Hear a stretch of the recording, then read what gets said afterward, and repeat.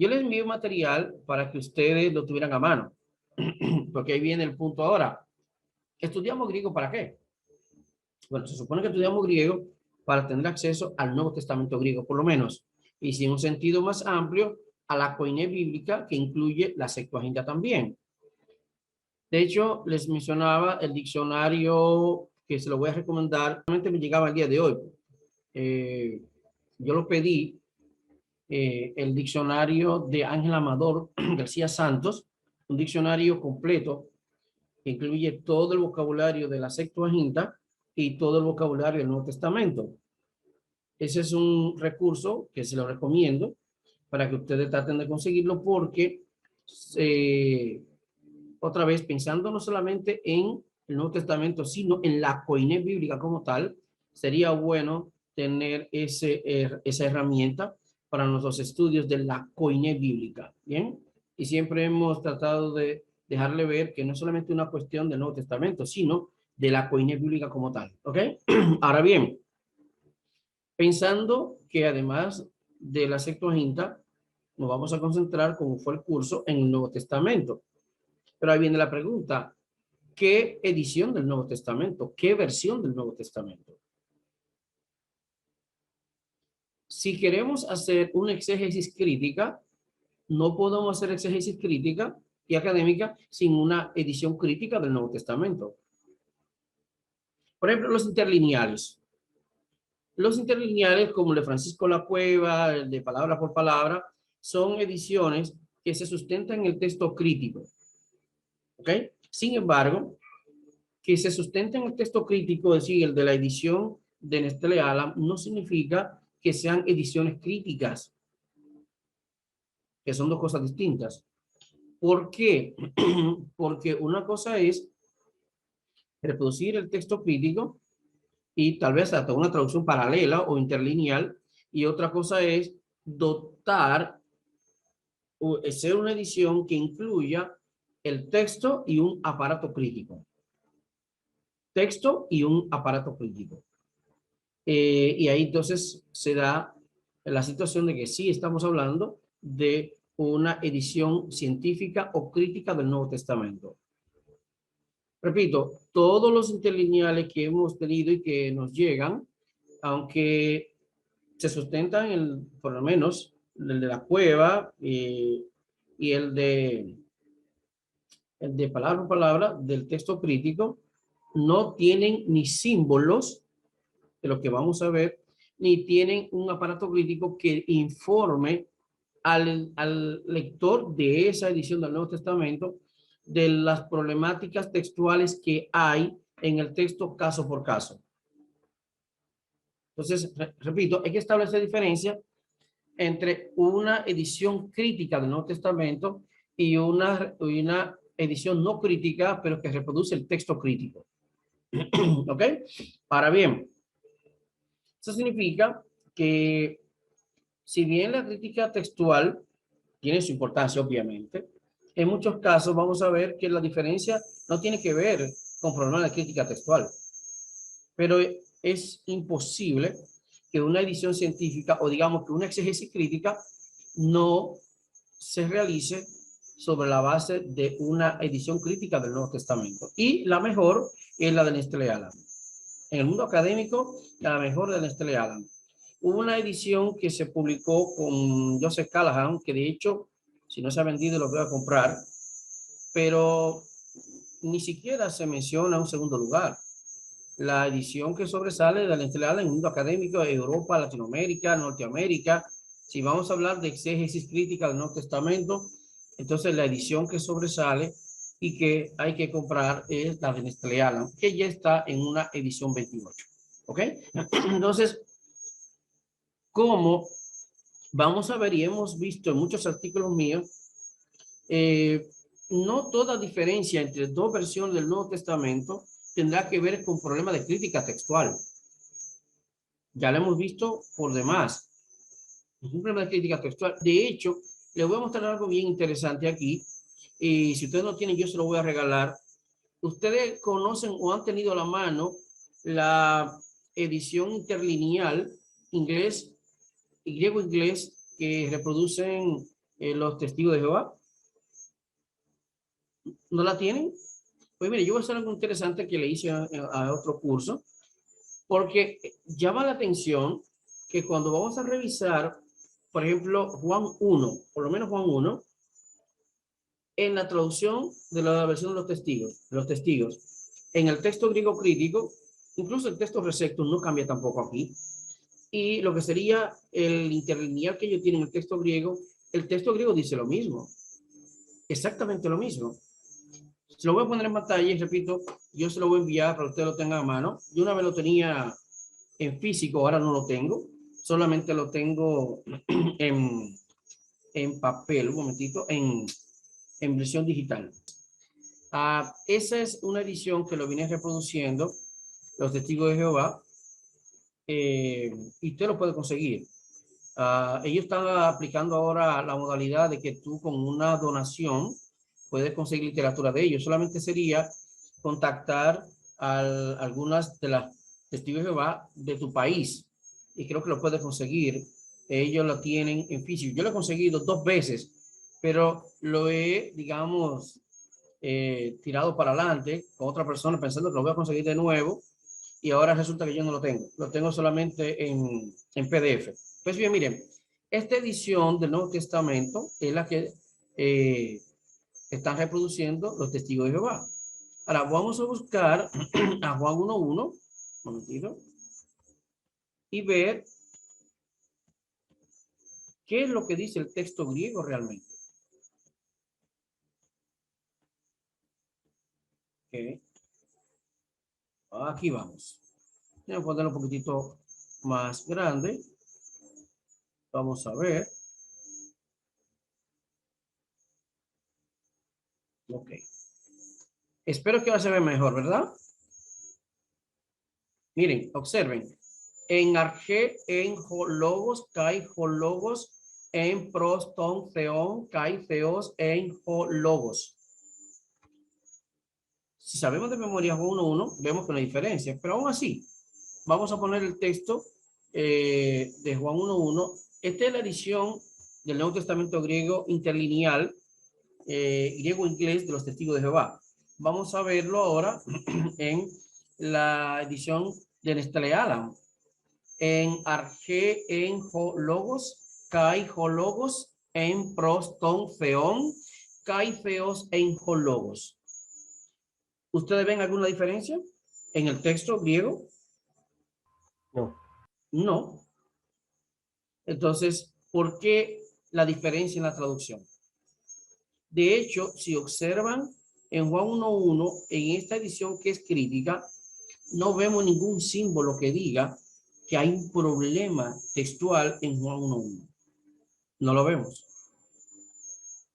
Sin embargo, hay un pleito histórico con relación a este texto y curiosamente el problema no es en el griego que está. Entonces, es importante eso. En primer lugar, entonces, no hay aquí un problema de crítica textual, ni hay un problema desde el punto de vista filológico en cuanto al griego. Es un problema puramente teológico. ¿Ok?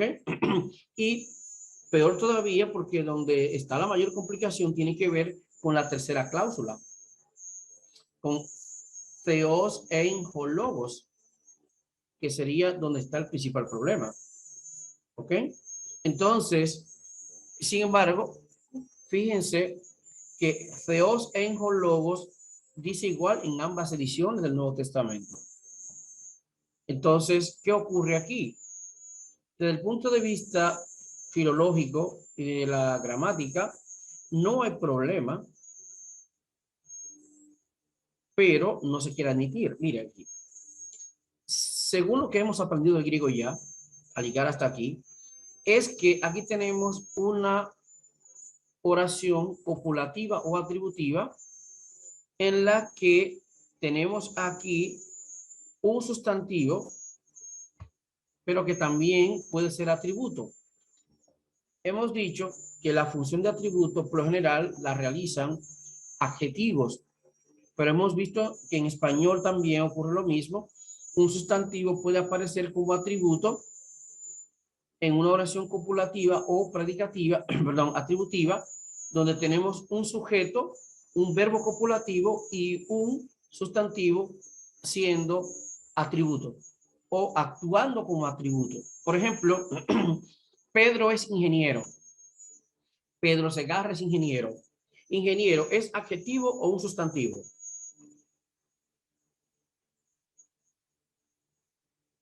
Sustantivo. Es un sustantivo. ¿Ok? Sin embargo, en esa oración, Pedro Segarra es ingeniero o es un ingeniero. Es evidente que ahí ingeniero actúa como un atributo.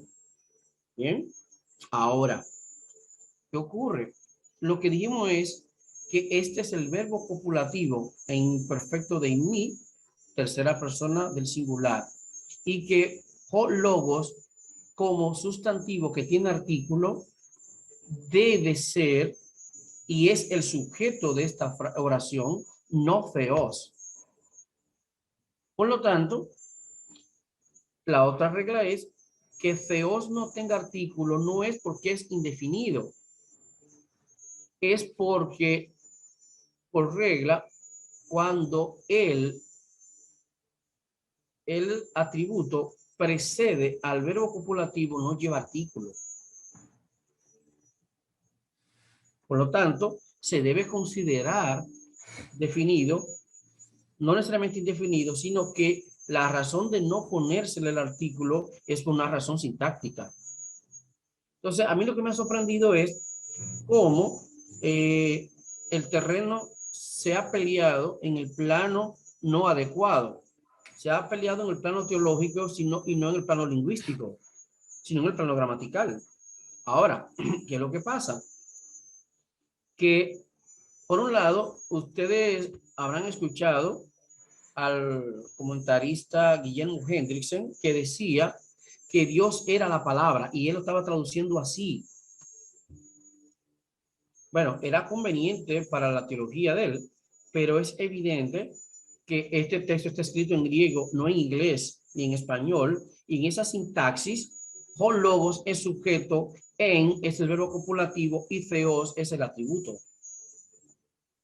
Y aunque él estaba sacándole partida teológicamente a esa traducción, traducir tal cual ahí, y Dios era la palabra, es un error garrafal desde el punto de vista del griego. Aunque, repito, teológicamente muy conveniente. ¿Por qué? Porque si asumimos, según el griego, que este es sujeto, entonces habría que decir, y la palabra era Dios o divina. Ahora viene otro punto. Si se entiende que esto es aquí en forma adjetival, es evidente que una traducción como y la palabra era divina sería la traducción más correcta. ¿Por qué? Porque no puede significar, según se ve desde el principio de Juan 1, que el autor del Evangelio está separando al logos de theos. ¿Ok? Cuando dice que en el principio el logos ya estaba o existía, da por sentado que antes del logos estaba theos. Por eso, para cuando viene a existir entonces el logos, por lo menos él está diciendo para el principio existía, él dice otra cosa, el logos estaba con Dios. Y luego no es posible asumir que él esté diciendo que el logos era precisamente Theos. Por lo tanto, lo más que puede decir aquí es, o asumirse, que él esté diciendo que el logos compartía la misma naturaleza de Theos. Ahora, ¿qué ocurre? Que tantos testigos de Jehová como el resto, repito, se han equivocado, primero porque esto no justifica el dos, y por otro lado, traducir como tradujo Varela y la palabra y el verbo o la palabra era Dios, hay un problema. De hecho, una vez estaba compartiendo con un profesor, me dijo que sí, que él admitía que lo que yo decía era correcto con relación a que Theos es el logo, pero no veía adecuado traducir palabra era divina. Bueno, aquí yo no veo, aquí solamente tenemos dos opciones. O asumimos que feos es, en primer lugar, si es atributo, es el atributo. Dos, o el texto está diciendo que la palabra era de la misma naturaleza de feos y por eso era divina, o asumir que él esté diciendo que es lo que menos se puede admitir aquí, que la palabra y Dios eran la misma cosa, que yo no lo creo. ¿Ok?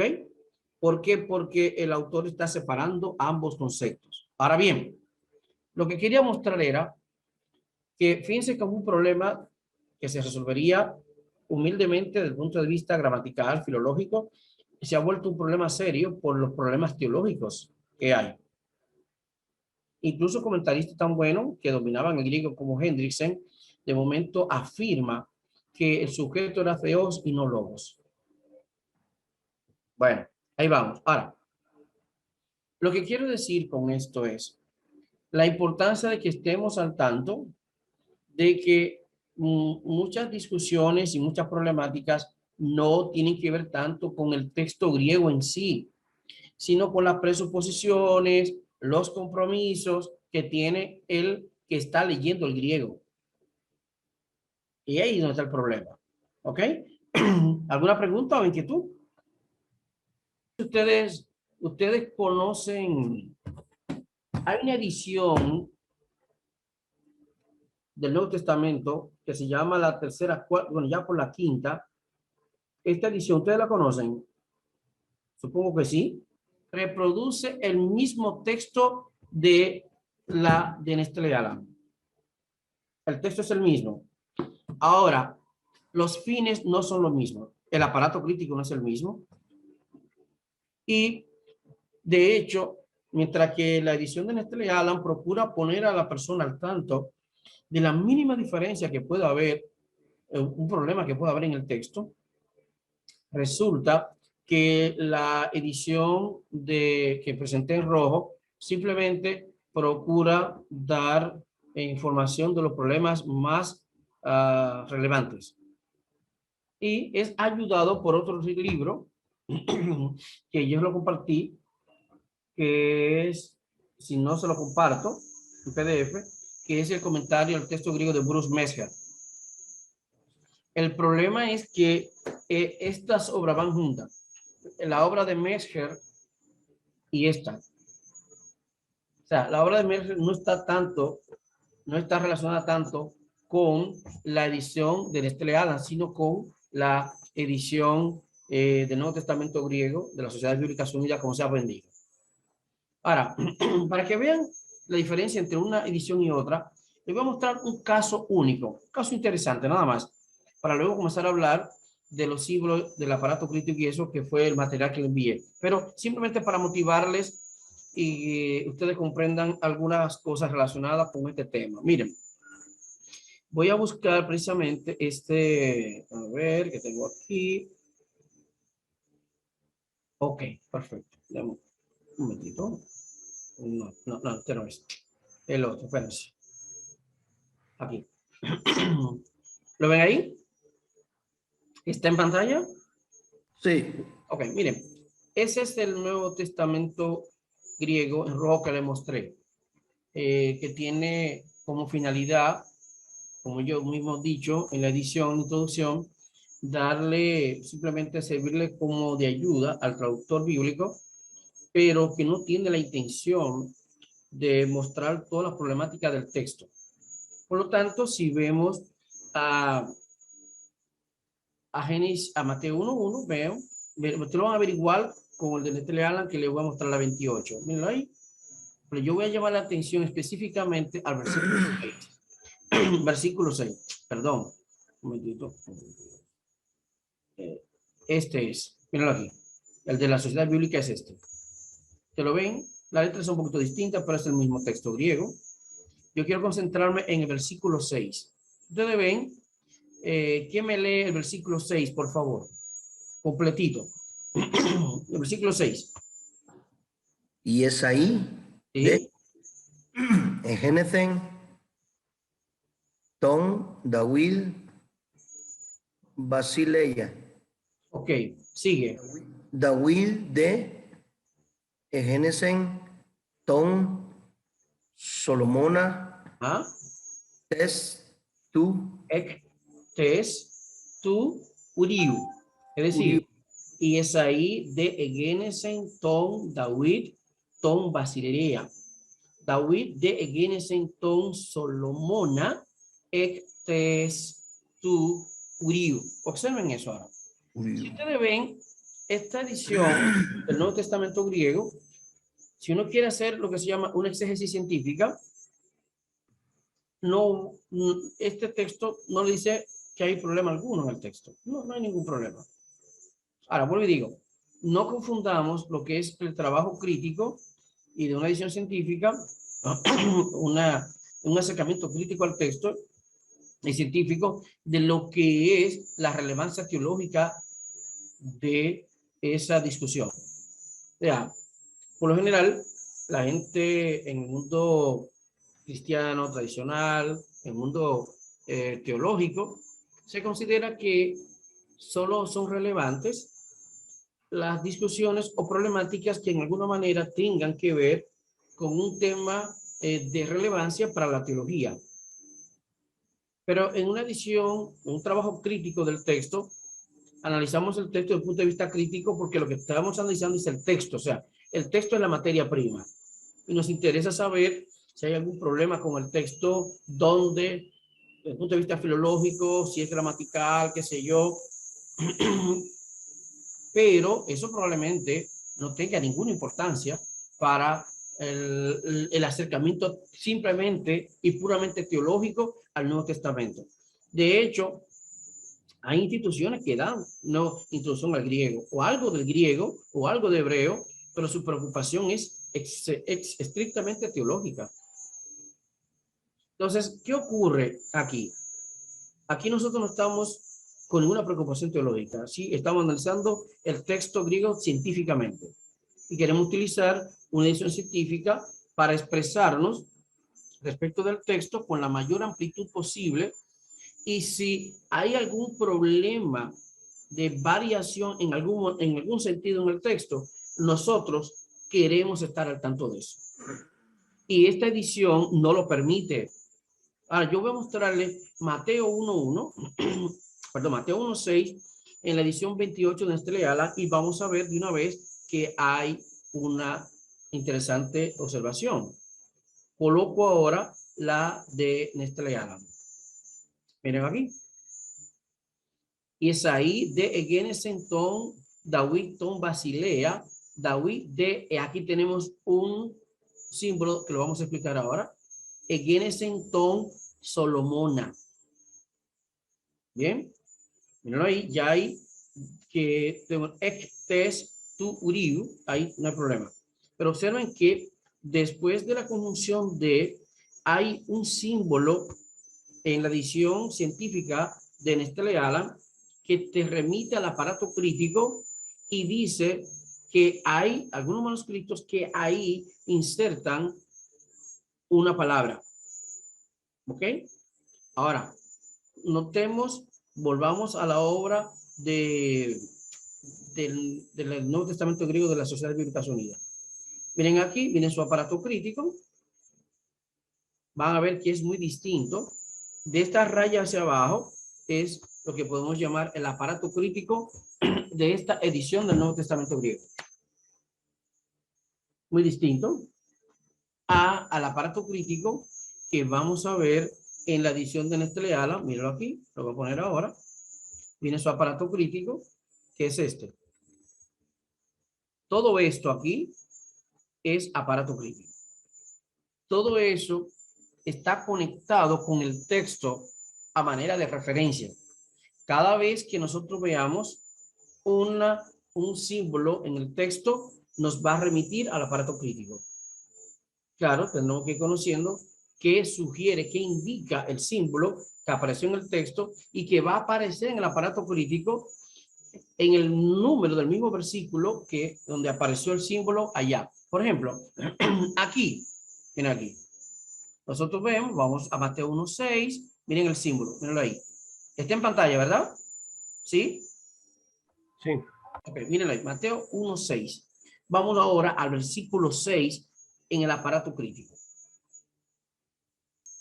Este es el símbolo y dice que hay manuscritos que insertaron, ¿cuál frase? O Basileus. Mientras que la edición del nuevo de las sociedades bíblicas no nos dio información de este detalle, bueno, teológicamente dice relevante. Probablemente tampoco significa que debamos asumirla como de importancia, porque son manuscritos de poca importancia desde el punto de vista de su calidad como testigos del Nuevo Testamento griego, del texto. Sin embargo, lo que quiero mostrarles es que una edición científica como la de Stanley Allen no quiere dejar pasar nada por alto y quiere poner al estudiante del Testamento griego crítico que esté al tanto de todo lo que pasa con el texto. Miren aquí. Ok, vamos a verlo ahora de nuevo en el otro Nuevo Testamento griego. Miren aquí. Vamos a verlo. Miren qué pasa aquí. Obviamente hay una conexión entre la primera frase del versículo y la segunda. Aquí dice que Isaí engendró a David. David, ¿quién? Noten que aparece de nuevo, y aquí tenemos algo interesante, porque Basileus, que es un sustantivo, no es adjetivo, aquí aparece como ¿quién? Como Acusativo. adjetivo. Sí, no, como adjetivo, o sea, como un atributo. Fíjense tanto así que David, que es indeclinable, con el artículo indica que está en acusativo, diciendo que es el objeto directo de Egenesen. Pero Isaí engendró a David, pero no a cual David, no a cualquier David, sino a cual, al rey David. Es decir, Tom Basilea es acusativo, ya sabemos que Basileus es un sustantivo masculino de la tercera declinación. Aquí entonces, Isaí engendró a David, el rey, o el rey David, el rey David.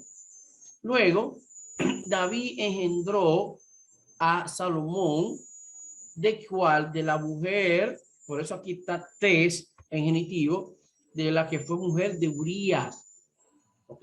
Literalmente lo que dice ahí es tu Urigu, de la que fue mujer de quién, o que era mujer de Urías. Ahora, observen aquí.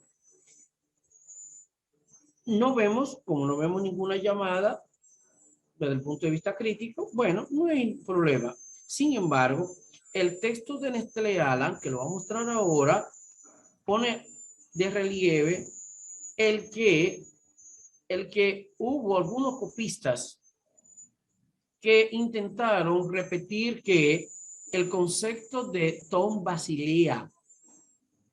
Ahora, obviamente, cambiándole el caso. ¿Por qué? Porque en la primera cláusula, Tom David es objeto directo de Egenesen, pero en la segunda, él pasa a ser que el sujeto, correcto. Por lo tanto, aquí observamos que Tom Basilea, entonces, debe aparecer en acusativo como un modificador directo de Tom David. En la segunda cláusula, ahora David como sujeto de Egenesen y Tom Solomona, el objeto directo. Entonces, observen ahora que en el aparato crítico, ¿qué ocurrió? Que hubo unos manuscritos, hubo unos copistas que quisieron volver a decir que no solamente fue que Isaí engendró al rey David, sino que el rey David engendró a quién? A Salomón. O sea, el intento de armonizar la primera frase, la segunda con la primera, obviamente, haciendo el cambio morfológico. ¿Por qué? Porque ahora no sería Tom Basilea, ahora debe ser Ho Basileus. Es decir, David Ho Basileus Egenesen Tom Solomona. ¿Sí? Vaya, eso, bueno, yo creo que eso se se tendría que sobreentender con la primera parte que se dio sin necesidad de agregar esta parte, ¿va? Pero será Sí, una nota aclaratoria que se hizo y sí, de al cabo textos de las familias más tardías, ¿verdad? O y más. claro, claro, pero es lo que veo es interesante ver, hubo copistas que sintieron la necesidad de que, caramba, ¿por qué el redactor de Mateo, si fue capaz de señalar a David como el rey en la primera cláusula, no fue capaz de hacerlo también en la segunda? Probablemente, muy bien, como dice Tony, se sobreentiende, digamos, pero quizás él, este copista dijo, o estos copistas dijeron, bueno, pero ¿por qué dejarlo sobreentendido y no ponerlo en específico? ¿Ok? Entonces, observen aquí el intento de armonizar que fue muy común, y es muy común en el Nuevo Testamento, en la idea de armonizar cláusulas, expresiones, y eso se refleja en lecturas alternativas, que a veces obviamente no tienen que ver, no son de importancia, pero por lo menos está ahí. Ahora bien, dice, ¿y cuál es la importancia de este detalle? Bueno, en un estudio devocional no. En un estudio crítico del texto sí tiene importancia, porque evidencia intenciones redaccionales en copistas que fueron capaces de, en alguna manera, completar lo que ellos entienden que quizás se le escapó o fue una falta de consistencia del autor original. Ahora, nosotros estamos aquí, otra vez, en un acercamiento crítico y este detalle tiene importancia para nosotros. Sí. No estamos haciendo un análisis teológico aquí y estamos analizando un texto desde un punto de vista crítico, con una edición crítica que nos pone al tanto de estos problemas. Y en un exégesis crítica y científica como esta, no puede dejarse al margen o minimizarlo. Ujú. Hay que tomarlo en serio. ¿Ok? Sí. Sí, hermano. Ahora, Entonces, ajá, otra pregunta. sí. Ahora, gramaticalmente puede funcionar dentro de la relación sintáctica a perfección si se le pusiera Ho Basileus o crearía una distorsión dentro de... No, no haría distorsión. Lo que pasa es, no, lo habría que hacer lo que hicieron. Por ejemplo, para que funcione gramaticalmente, lo que hay que hacerlo así. Por ejemplo, colocar, el problema es que D va a aparecer en el medio por una razón que ya sabemos, que Ujú. D por general es pospositiva. Si ustedes lo ven, D no aparece, es como gar, no aparece iniciando una frase. Por lo tanto, siempre aparece un término y luego después de. Miren aquí entonces. Ahí lo que habría que hacer sencillamente es David de Ho Basileus Egenesen ton Solomona. Ujú. Bien, entonces gramaticalmente funciona. Ahora, vuelvo y digo, el punto fue que es interesante que al autor del texto le haya interesado, oye bien, poner de relieve que Isaí engendró al rey David, pero no tuvo la misma intención de poner de relieve que David, el rey David, engendró a Salomón. ¿Ok? No lo quiso decir a la clara. Y tal vez por el detalle que sí incluye, que no sería muy halagüeño para David, y es que observen esta cláusula, ek tes tu uriu. Esa es una mancha. Es una mancha en Significado. la, no, claro que sí, es una mancha en la historia, en la imagen de David. Y por más que se le ha buscado la vuelta y todo, qué sé yo, es una mancha interesante. Pero fíjense qué interesante aquí, que no se le quiso tildar a la franca David, por lo menos no llamando al que fue el rey David, el que tiene un hijo que aunque aparece en la genealogía, resultó ser fruto de un qué, de una violación sexual y de alguien que se atrevió a violentar un principio que estaba establecido, que era de que no tomarás la mujer de quién, De tu prójimo. de tu prójimo. Y es interesante aquí que aparezca precisamente así, ek tes tu uriu, porque también pudo decir poner el nombre de la mujer. Ujú. O sea, se nota la intención aquí, como dicen, yo no sé si usted conoce esa palabra, en dominicano dicen echarle vaina, otros dicen echarle mala leche. El caso es que era como atacar, ¿verdad?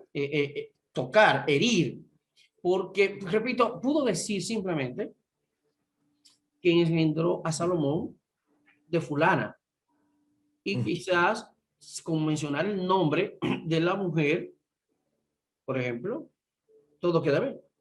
Ujú.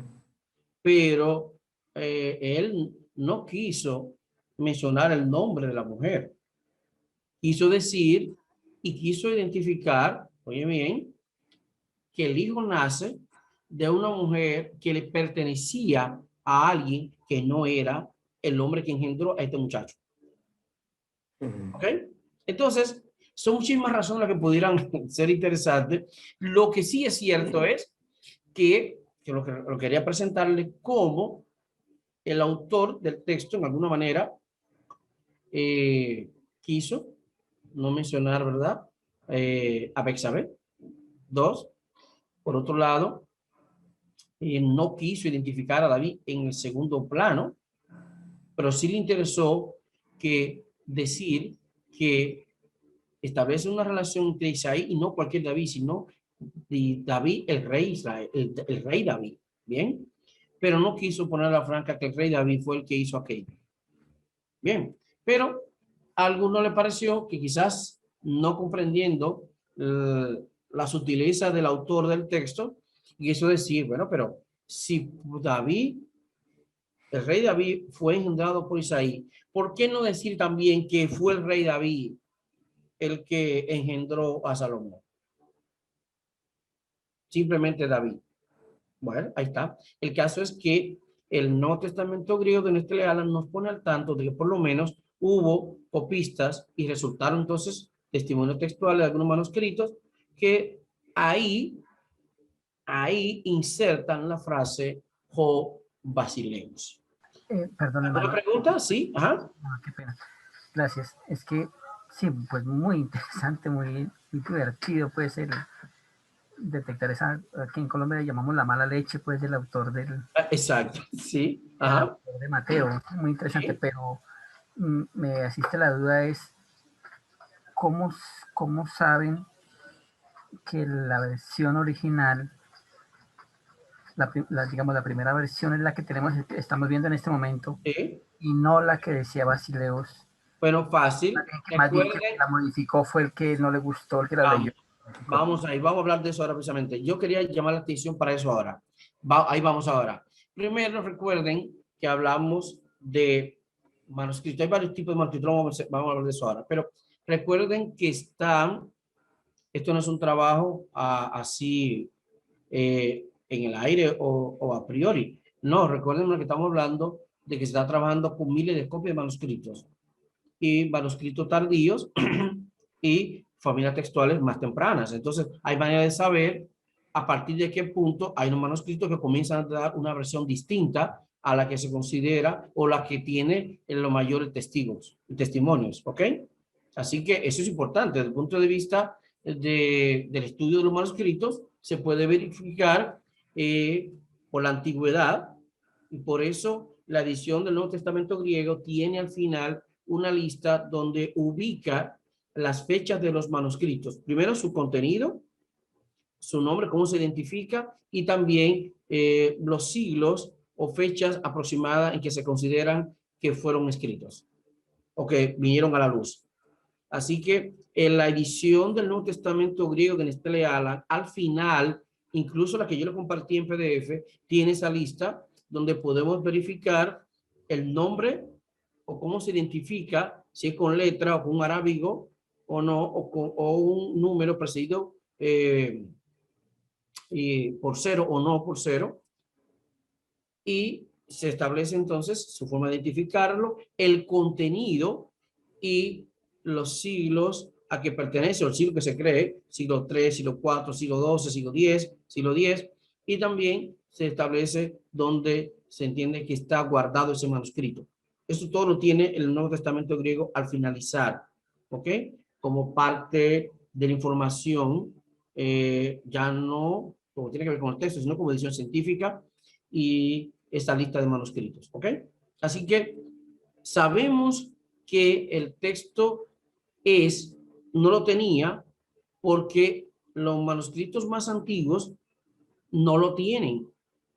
Y es prácticamente imposible explicar que manuscritos del siglo IV, por ejemplo, siglo III, siglo IV, o incluso V, todos en común, que reproduzcan el Evangelio de Mateo, no tuvieron la frase Ho Basileus, y de momento manuscritos posteriores comienzan a reflejar la intención de un copista de agregar aquí, e insertaron, al reproducir a Mateo, insertaron la frase Ho Basileus. Entonces, en el trabajo de crítica textual, lo que se ha hecho entonces es entender que esto es una inserción, una interpolación posterior y que nunca formó parte del original. Entonces, ahí está el trabajo de la crítica textual. Entonces, lo que estamos viendo aquí es cómo, entonces, si queremos hacer un estudio crítico, tenemos que tener a mano una edición crítica. Ya les mostré, bueno, si ustedes ven este mismo texto, en cualquier interlineal como de Francisco La Cueva, palabra por palabra, no le va a decir, no va a tener estas observaciones. ¿Por qué? Porque no son ediciones críticas. Obviamente, nadie está obligado, o sea, no queremos obligar a nadie a que se acerque críticamente al texto. No, no está obligado. Se puede quedar con una traducción o se puede quedar con una traducción sencilla del Nuevo Testamento, incluso interlineal, y ahí pasa todo. Ahora, para hacer una exégesis crítica, una exégesis académica, usted necesita una edición científica del Nuevo Testamento que te ponga al tanto de todo lo que puede pasar. Claro, hay textos que no hay ningún problema, pero hay textos que sí hay problema. ¿Ok? Entonces, si hay problemas, bueno, pues es importante que en una exégesis y trabajo crítico se ponga de relieve. En un sermón, no necesariamente, ya eso es distinto.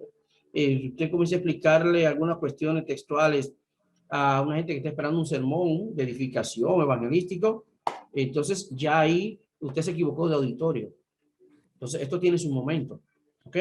El momento de estas cosas no es el momento de un púlpito para a una comunidad que vino, como se dice, a escuchar palabras, que él vaya a su casa y para renovar su fe y emprender la semana con más ánimo desde el punto de vista espiritual, de su fe, etcétera, de interiorización, qué sé yo. No, no, no. Este es un trabajo de exégesis académica, que luego el teólogo puede tomarlo y hacer su reflexión teológica con más seriedad. Pero el trabajo que estamos haciendo aquí se compara a lo que se ha hecho o se ha planteado entre lo que es la llamada ciencia pura y ciencia aplicada. Generalmente la ciencia aplicada procura resolver algún problema específico, responder a una situación X, mientras que la ciencia pura no le interesa hacer ese tipo de aplicaciones ni de extensiones. Esto es lo que dice el texto, se exponen los problemas, más nada.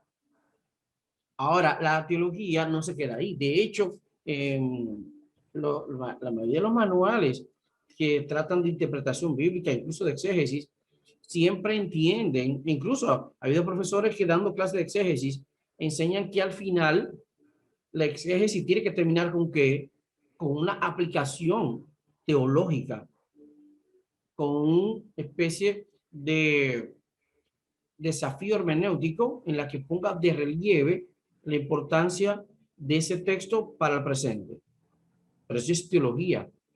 En las obras académicas no se hace eso.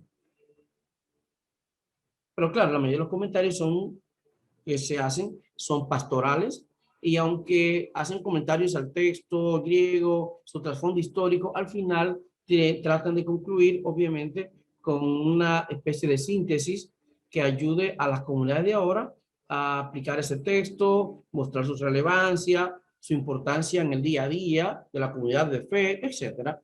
Esos son comentarios pastorales. Repito que aunque apelen al texto griego y traten de dar cuenta de cualquier dificultad que haya en el texto, al final terminan con una reflexión más bien teológica. Pero en los trabajos de ciencia pura, lo que se hace es que se expone el problema y punto. Sin tomar en cuenta si esto choca con algún credo, o lo echa abajo, o le pone dificultades, o lo beneficia. No es el objetivo de un trabajo de esta naturaleza. ¿Ok? Pero por supuesto, por digo, un trabajo teológico serio puede tomar en cuenta las conclusiones y observaciones que le presta el acercamiento científico al texto, para que él por lo menos sepa que su reflexión teológica no puede ignorar que al texto que él está apelando tiene una determinada problemática, y que él en alguna manera hará quizá malabares teológicos para tratar de explicarlo, cuando probablemente no sea la teología la que deba resolver ese problema. ¿Ok? Bueno, ahí vamos. Era, repito, un ejemplo. Vámonos con el tema que les envié para ayudar un poquitito a entender esos símbolos que están aquí. ¿Bien? Y después volver a hacer otra aplicación en algún texto que mostrarle la relevancia de lo que estamos haciendo. Entonces, ya hemos estudiado griego, pero estamos descubriendo que hay problemas que no tienen que ver, repito, con crítica textual, ni que tienen que ver con problemas propiamente textuales. Muchos simplemente son gramaticales, como de Juan 1. Un problema gramatical. Y obviamente que se echa a un lado la gramática por problemas o por razones teológicas, puramente teológicas. Interesante que a nadie de lo que lean Juan 1.1 le ha interesado en considerar qué dice el griego clásico, qué dice el griego koiné en general respecto de una frase atributiva o copulativa donde el atributo preceda al verbo copulativo, que debería comenzar por ahí, pero no. Se levantan cientos de argumentos y ninguno comienza por donde debe ser. Si el texto está redactado en griego, esa sintaxis que tiene el texto debe analizarse no teológicamente, sino a la luz del griego. Pero repito, ni un bando ni otro tratan de acudir y de apelar a la gramática griega general, sino a comentarios de eruditos, pero que a veces, obviamente, son comentarios que están tratando de explicar el griego, pero lo están explicando más bien con intereses teológicos y no desde el punto de vista puramente lingüístico. ¿Qué es lo que dice en griego esa frase? Esa frase de lo que dice es esto. Y así ocurre con un genitivo. Ahí hay otro pleito entre testigo de Jehová y no testigo de Jehová. Que si el genitivo es partitivo o no. Bueno, es interesante, pero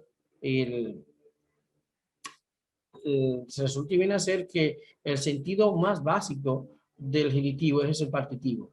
Tanto así que sugiere Amador que cuando tengamos duda de qué genitivo podría ser, lo más que podemos quedar de acuerdo es que es partitivo.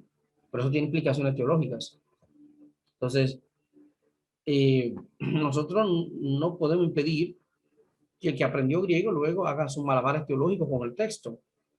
Pero nosotros hemos tratado de que la gente sea responsable al acercarse al texto, lo explique como debe ser y que no le pase por encima a lo que son elementos puramente lingüísticos, filológicos y textuales para sostener a ultranza una determinada conclusión teológica. Por ahí vamos. Vamos con el texto que quiero referirte. ¿Ok? Está en pantalla, ¿verdad? Sí. Bien, aquí. En primer lugar, ahí tenemos, ya supongo que leyeron eso. No voy más que a mencionarle lo que serían los símbolos, que es lo que más me interesa en esta ocasión. Ustedes pueden leerlo, toda la teoría que hay, ustedes pueden leer. más que eso me interesa, en primer lugar, sí, las familias. Por lo menos ya van a saber que los manuscritos se dividen en grupos, papiros, indicados en el Nuevo Testamento griego de Nestlé Aland con una P gótica y un número, los unciales letrados, indicados con una letra mayúscula por su importancia, los unciales numerados, indicados con un número empezando con 0, y minúsculos numerados sin 0 inicial para distinguirlos de los mayúsculos, y los llamados leccionarios con una L inicial. Todo esto son testigos del texto del Nuevo Testamento. Los leccionarios tienen que ver con estudios y lecciones así mismo que se preparaban para un sermón, por ejemplo, y ahí también viene con el apoyo de los trabajos de los padres, por ejemplo. Es decir, cuando un personaje del segundo siglo, tercer siglo, citó tal texto del Nuevo Testamento, podemos tener, quizás no tenemos a la mano, la copia del Nuevo Testamento o de la porción de ese libro que citó, pero lo tenemos a él, suponiendo que leyó bien y no hizo ningún trastrueque, ningún cambio en el texto, podemos sospechar que la forma que el texto, o digamos que la forma en la que él hace referencia al texto, prueba la forma que tenía el texto que leyó, y que eso significaría para mostrar que en su zona donde él estaba, qué tipo de texto, dependiendo sea carta o evangelio, estaba circulando, que fue la que él conoció y fue la que él citó en un sermón, en alguna homilía o en algún tratado doctrinal para la comunidad de fe. Entonces ahí están los leccionarios. Entonces, ¿qué ocurre? Todos son testigos del texto del Nuevo Testamento, dividido obviamente en 4 familias. El texto alejandrino, considerado por su brevedad y falta de cambios gramaticales y lógicos, el texto más cercano al original, representado por los códices unciales, mayúscula, el Vaticano, representado por la B, el sinaítico por una Aleph, y considerados estos los mejores testigos del texto del Nuevo Testamento. También tenemos el texto llamado del oeste o occidental, considerado inferior por su tendencia a la paráfrasis o presentar de otra manera lo que se decía en el texto, teniendo a el BESA, el D y W como sus principales testigos de esta familia textual. El texto cesariano, considerado menos antiguo, incorporando lecturas tanto del texto del oeste como el texto alejandrino, y marcado por las pretensiones de mejorar el estilo del texto, Está representado por el códice Coridetti en teta, y el 4, el texto bizantino, considerado el más completo y menos antiguo, y marcado por la tendencia de intentar armonizar lecturas distintas. Está representado por el códice alejandrino. Bien, vámonos ahora con los símbolos, que es lo que quiero mostrar más en este momento. Y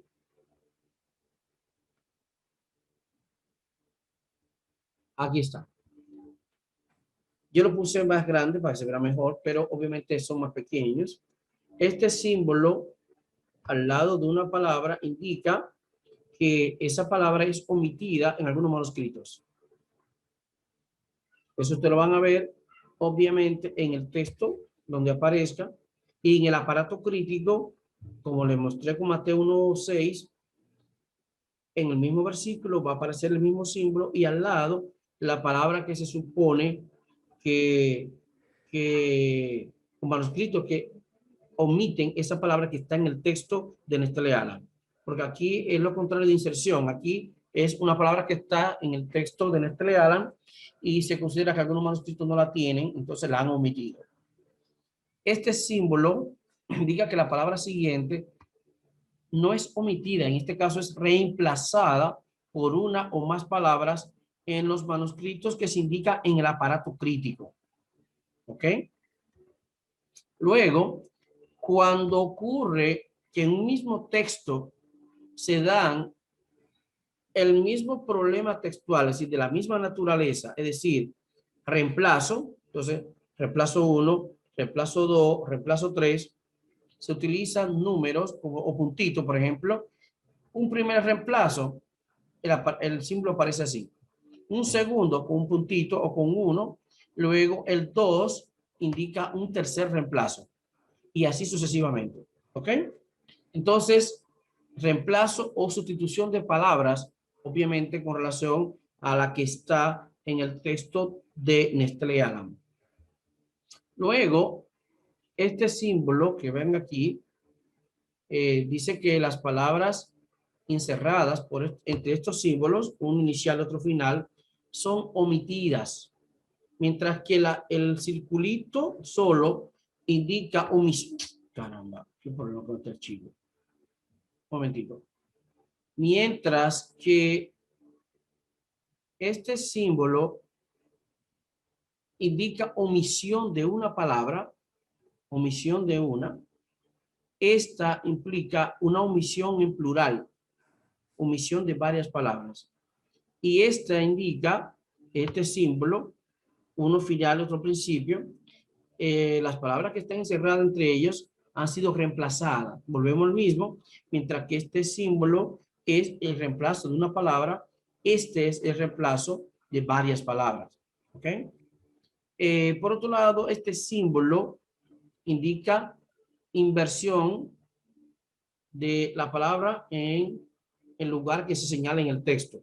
Sí, ¿ok? Según el aparato crítico.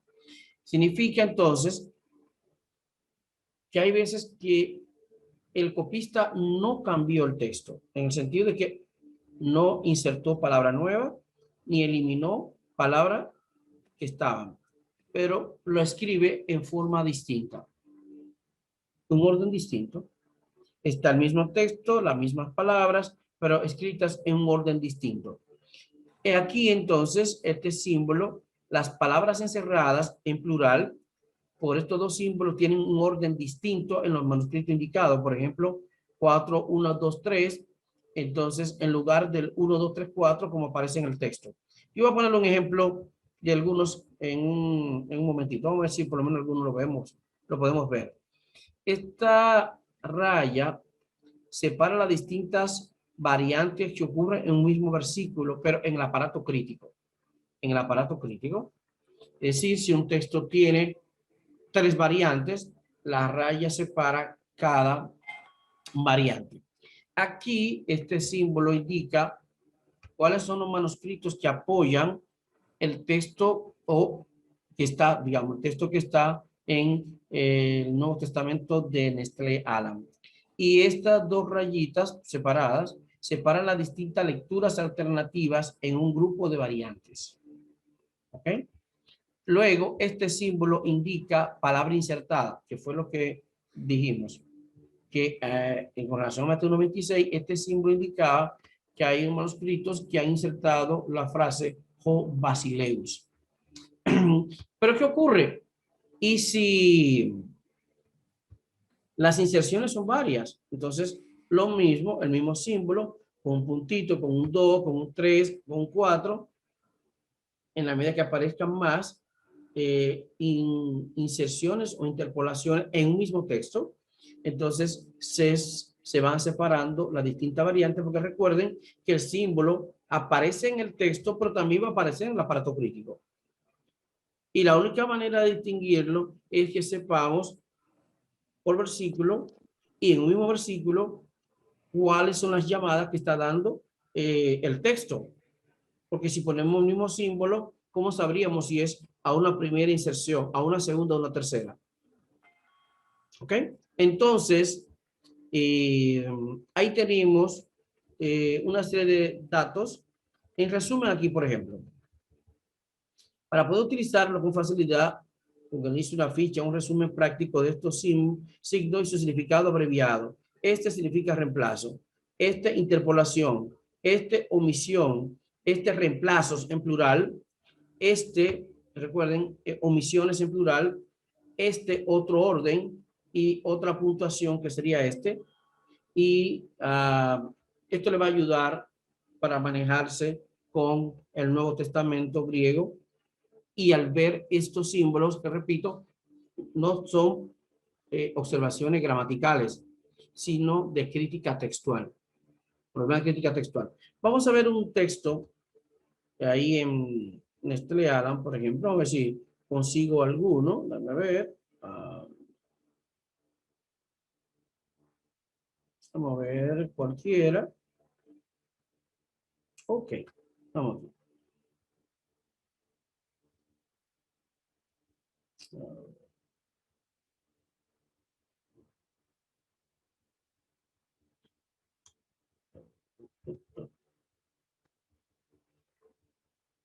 Ok, vamos aquí. Estamos viendo versículo 22. ¿Bien? ¿Sí? Sí. Ok. Fíjense esta frase, ton logon. ¿Qué indica este símbolo?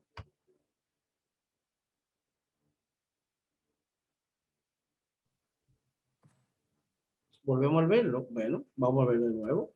Observen el símbolo, venlo ahí. Vamos a verlo de nuevo en el texto que le estaba compartiendo.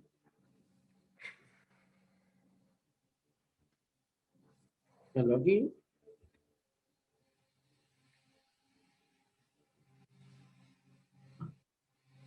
Míralo aquí. ¿Qué está indicando? Palabras omitidas. Correcto. O sea, han sido no omitidas, Reemplazadas. Sí, ok. Pero, ok, está bien. Recuerden, este es el símbolo de omitir. ¿Qué diferencia hay entre omitir y reemplazar? Unas no las ponen y otras sí las agregan otras. Exacto, ahí vamos. Entonces, aquí con esta dice que estas palabras han sido reemplazadas. Vamos a ver entonces el aparato crítico. Vamos de nuevo. Aquí ya sabemos que es ton logon. Vamos entonces, tenemos que irlo al versículo 22, estamos Mateo 19, 22, al aparato crítico y ver qué sugiere. Aquí. 22, míralo aquí. Miren ahí puntito, versículo 22, y observen de nuevo el mismo símbolo que tiene que aparecer. El símbolo que aparece en el texto tiene que aparecer en el aparato crítico y en el mismo versículo también. Entonces, aquí tenemos que en lugar de tener simplemente ton logon, hay manuscritos que tienen la expresión ton logon tuton. Ahora, ¿recuerdan a tuton, verdad que sí? Sí. Sí. ¿Qué es tuton? Demostrativo. ¿Eh? Un pronombre demostrativo. Correcto. Que obviamente aquí... Ustedes estudian las escrituras porque esperan encontrar en ellas la vida eterna. Aunque las escrituras dan testimonio de mí, ustedes no quieren venir a mí para tener esa vida. ¿Cuál es la importancia del dominio del griego koiné y del hebreo clásico para el estudio académico de la Biblia?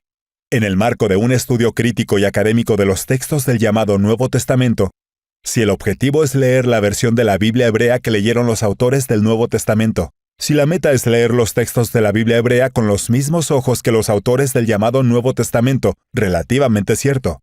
Si la idea es poder tener acceso a las formas textuales que sirvieron de base a los autores del Nuevo Testamento, entonces, el estudio del griego koiné y el acceso a la clásica versión griega de la Biblia hebrea, Septuaginta, vienen a ser aquí los recursos indispensables. El estudio de la lengua hebrea, la lengua original de la Biblia hebrea, o Tanaj, llamado por los cristianos Antiguo Testamento, Antiguo Pacto, Primer Testamento, Primer Pacto, no tiene como objetivo judaizar el pensamiento cristiano, pero sí, sin perder de vista la intrínseca judeidad de la Biblia hebrea. En primer lugar, capacitar a la persona para leer con sus propios ojos lo que en realidad dice el texto hebreo. En segundo lugar, capacita a las personas para tener acceso directo a las obras de consulta, judías, cristianas, académicas, etc., que explican o dan cuenta de la carga semántica de los términos que componen el léxico de la Biblia hebrea, con o sin transliteración alguna. En tercer lugar, capacita a las personas para poder comprender y juzgar con sentido crítico la forma en que tanto judíos como cristianos traducen y comentan la Biblia hebrea.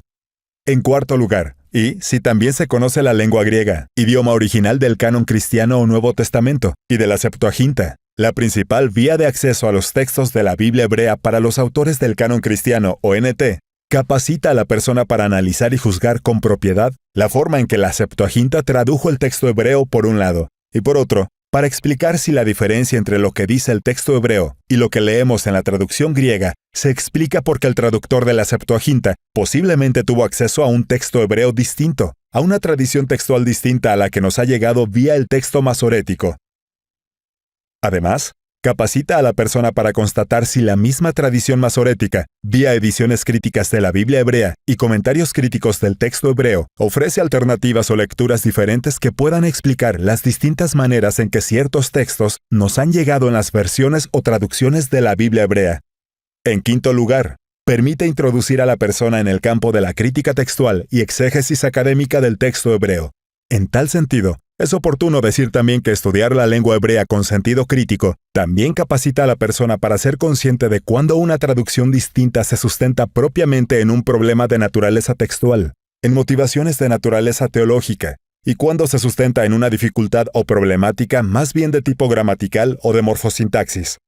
En sexto lugar, el estudio de la lengua hebrea y el texto hebreo con sentido crítico capacita a la persona para ser consciente de cualquier tipo de manipulación textual por parte de judíos como de cristianos.